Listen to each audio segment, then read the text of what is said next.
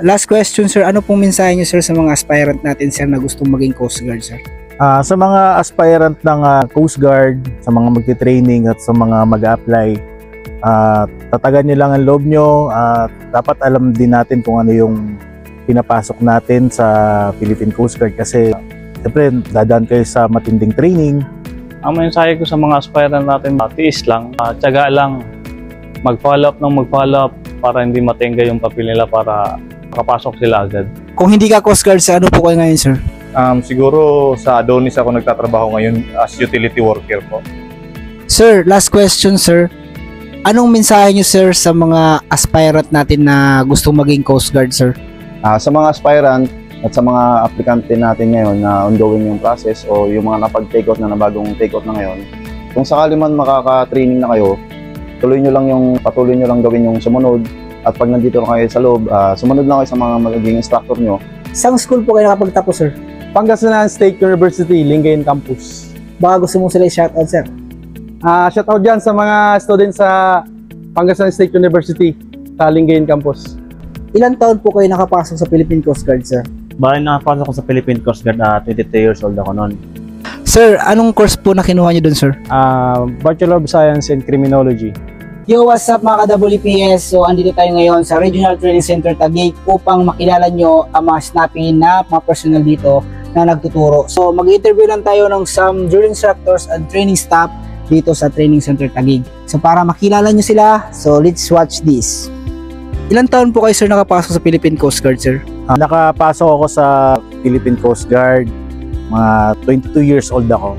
At sir, saan po kayo nakapagtapos, sir? Bali sa Pamantasan Luzon ng Maynila, Civil Engineer, Associated Computer Science sa Asian Institute of Computer Studies. Kung hindi po kayo Coast Guard, sir, ano po kayo ngayon, sir? Kung hindi ako Coast Guard, malamang nag-work ako sa isang cargo company as a troubleshooter sa computer. Last question, sir. Ano pong mensahe niyo, sir, sa mga aspirant natin, sir, na gustong maging Coast Guard, sir?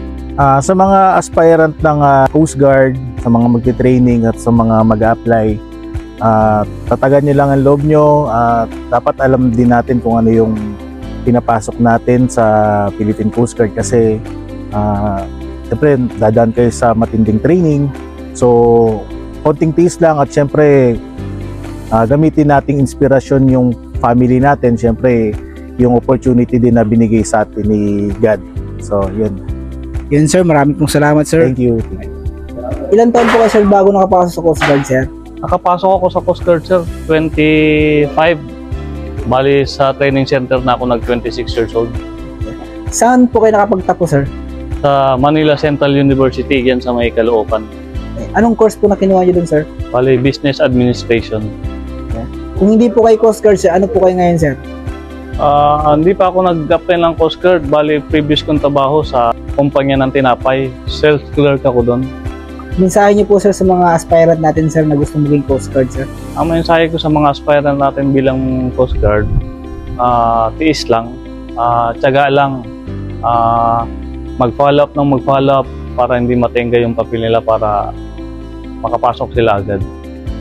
Okay, sir, maraming pong salamat, sir, sa pa-unlock. Thank you, sir. Thank you. Ay, sir, ilang taon kayo nakapasok sa Coast Guard, sir? Sa pagkakatanda ko, 21 years old ako nung pumasok ako sa Coast Guard. Tapos, sir, sang school po kayo graduate, sir? Graduate ako sa Philippine International Technological School, dun sa amin, sa lugar namin. Anong course niyo po, sir? Associate Hotel and Restaurant Management. Kung hindi ka Coast Guard, sir, ano po kayo ngayon, sir? Siguro sa Adonis ako nagtatrabaho ngayon as utility worker po. Sir, ano pong mensahe niyo, sir, sa mga gustong aspirant natin na gustong maging Coast Guard, sir? So sa mga aspirants natin dyan na gusto makapasok sa Philippine Coast Guard, so tiyaga lang, sipagan nyo lang lagi, magdasal, darating rin yung pagkakataon ninyo. Yun lang.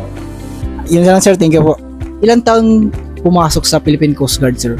Okay, good morning to sa lahat ng viewers ng WPS. Good morning sa inyo lahat.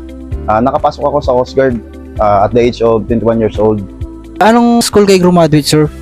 Bali, graduate ka pala ako ng National College of Science and Technology sa Dasmariñas City, Cavite. Anong course niyo po, sir, na kinuha dun, sir? Bali, kumuha ako ng Bachelor of Science in Criminology doon. Kung hindi kayo Coast Guard, sir, ano po kayo ngayon, sir? Kung hindi man ako Coast Guard ngayon, siguro kasi ang buhay namin sa province is nangingisda kami doon eh. Saka namimili kami ng mga isda.